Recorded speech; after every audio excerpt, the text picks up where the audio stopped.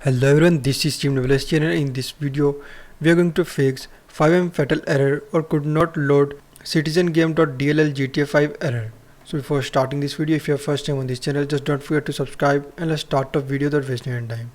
So to fix the issue, first of all, we just need to right click on FiveM icon and then just click on open file location and just follow every single step as I'm showing you in this video. Hope so this will fix your issue.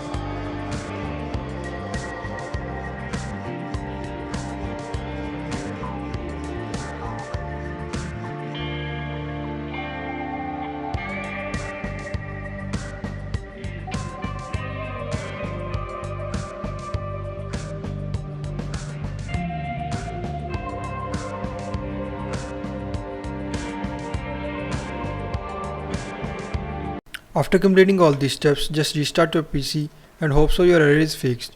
So that's all for this video. If you like this video, just hit like button and also don't forget to subscribe. Thank you for watching.